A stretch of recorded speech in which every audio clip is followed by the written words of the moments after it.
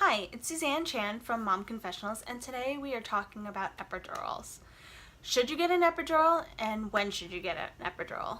So I'm going to tell you that I am a huge fan of getting an epidural. I have seen so many patients come in, even ones who have no plan to get an epidural, winding up getting an epidural. If you choose not to get one, that is an amazing thing to do. And if you can do it, that's even better. But what I've seen with a lot of my patients is that they don't have any real understanding of what labor pain is. First timers especially, they come in with their little lovely cute little birth plans, and they're thinking, I'm gonna do it all naturally because they've heard some stories about getting an epidural, or they're scared of getting an epidural. They don't want anything to happen in their back. They're hearing about stories about paralysis or back pain, and all of those things I'm going to talk about today. So I'm going to tell you that 90% of my patients wind up getting an epidural, and the 10% who don't, usually it's because they can't. Either they have some sort of medical condition, either some issues with their back, or they've come in fully dilated and they're ready to go and it's just too late. Those who don't have an epidural, they really do progress a lot further in the labor process a lot quicker, which is really amazing, but you're also talking about being in excruciating pain for that period of time. But those who do it, they are amazing. It really is amazing, and their recovery is so much quicker and so much faster. So those are the pluses for not getting an epidural. But at the same time, if you're in pain and you're going to be in pain for a while and your labor is going very slowly, why would you want to be in pain? The epidural was invented for a reason, and it's amazing. I've had patients who swore they weren't going to get an epidural, and then their labor turned into like 5 hours, 12 hours, 24 hours, 36 hours, and they're like, I'm done. I can't take it anymore. And then they get that epidural and they're like, what was I waiting for? Because it's amazing. And I'm going to tell you that those who say, oh, I'm not going to get the epidural right now, but I plan on getting an epidural. If you plan on getting an epidural, get it as soon as you can, because there is no points for being a martyr. You're not going to get a better kid out of it. You're not going to get praised for doing it. Nobody's going to remember it. The only thing that is that you're choosing to actually be in pain longer than you actually have to be. That said, there is a window for when you can get an epidural. Each provider has their own time frame. That's not to say that some people don't get it much earlier in the labor process. I've seen patients get it at 1 to 2 centimeters, whether it's because of health issues or because this is not their first go around at it and the doctors know that they're going to go very quickly. Those are some of the reasons why you might get it in the earlier stages of labor. Aside from that, most patients generally don't get an epidural until about 3 to 4 centimeters because your OB and doctors want to make sure that you're actually in labor. So technically you're not actually in labor until you hit about 6 centimeters, but at 3 to 4 you're starting to kind of move along, and we know you're committed to it, to having a baby. So yes, you can get an epidural at that point. But generally before then, we would like to give you alternative options for pain medication until you actually get in labor, because sometimes it has been shown that if you get the epidural too early, it can actually slow down labor and in some cases actually stop labor. So that would kind of be counterintuitive, especially if you're getting the epidural to get comfortable to then have a baby.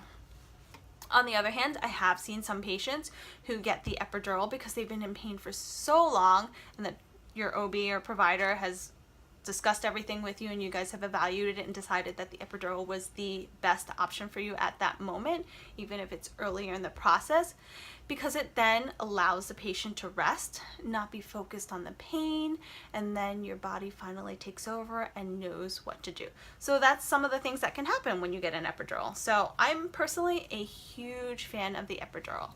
That said, I always tell my patients, this is like my favorite education part, because my patients have thanked me afterwards, is that when you decide that you want to get an epidural, you don't want to be climbing the wall, okay? That's the worst thing you can do. What you want to do is say that in 30 minutes, the pain is going to be beyond what I can handle. And that's when you're going to want to ask for an epidural. You're going to want to ask it before you start to get crazy and your head's spinning and you're clinging the sheets and you're snapping at people. You want to be in control, because the other key thing that you need to do in order for you to get an epidural is to be able to sit still, okay? Obviously, there are I've seen actually different methods for getting an epidural placed. Some places like you to be able to lie down. At my facility, we sit up. But again, you need to be able to follow instructions, because while an epidural is a perfectly safe procedure, you have to be safe, and so does the anesthesiologist. They do not want to do anything to harm your back, okay? So ask for it at least 30 minutes before you actually want it, because what happens is there's usually a process before you can actually get the epidural. At my facility, you're probably going to get checked to make sure that you're not too far along, that you haven't all of a sudden just become fully dilated and then the baby's like right there. And after they evaluate you, they're going to then call the anesthesiologist, who's then going to want to come in and do an interview if they haven't already done some sort of consult with you prior to. And when they do that, then they're going to go get the medication, they're going to get set up, and then you're going to have to sit in place and get the epidural catheter placed. And it takes about 10-15 minutes for it to actually fully start functioning. Of course, as it's in place and the medication is working, each contraction will start to feel better and better. But again, that's a process. So you want to be able to be in control and know that at a certain time, you're not going to be able to handle anymore. So you're going to ask about 30 minutes ahead of time. And obviously, your nurse is going to be your best advocate and guide for when you should ask for an epidural, because each facility has their own policies and methods and way of doing things. So you're going to want to check with them how it's done. So at my facility, it's a process. So you're going to want to ask at least 30 minutes before getting an epidural. So some of the things that a lot of people had said to me is, oh, like, I'm scared to get an epidural because I heard about all the back pain that's associated with the epidural. So I'm actually going to put that myth to rest, okay? If you really think about it, and I'm going to try to get you guys to understand this from a pathophysiology point of view, if you had a vaginal delivery and then afterwards you have a ton of back pain, I'm going to tell you that the back pain is probably most related to the pushing that you've done. If you pushed for like an hour or two, that is a very long time to be pushing.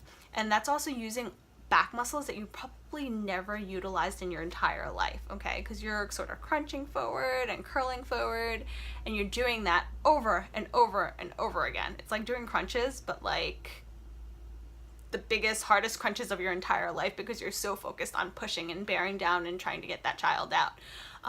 So that's where the back pain comes from.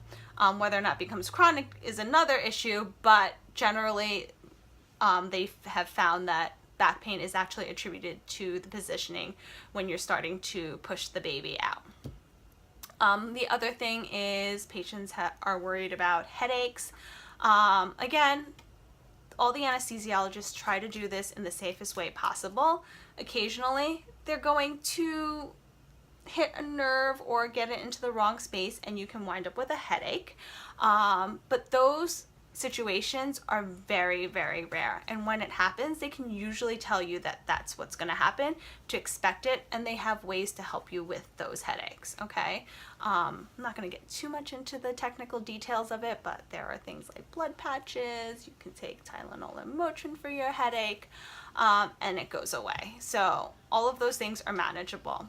So epidurals are a wonderful, wonderful thing, and I will also say that I'm going to be promoting something a little here. My anesthesiologist, who is an amazing anesthesiologist, and I love him. I love him because he's so precise and he's so like perfect in his technique.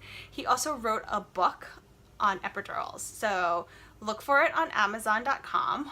His name is Dr. Richard Siegenfeld. He was the person who performed my last epidural, and for my C-section. He actually did spinal, but very similar in the process of how it's done. And he was beyond amazing, and the only person I would let touch my back. if I ever had another child, but I won't. So again, he wrote a book, and it's all about epidurals, and it's Dr. Richard Siegenfeld, and you can find that on Amazon.com, and it's an amazing book that he writes all about the labor process and how the epidural plays a role in it, and it's all written in layman's terms. So if you have any additional questions about epidurals, feel free to leave me a comment below, and I'll be happy to answer them. Thank you.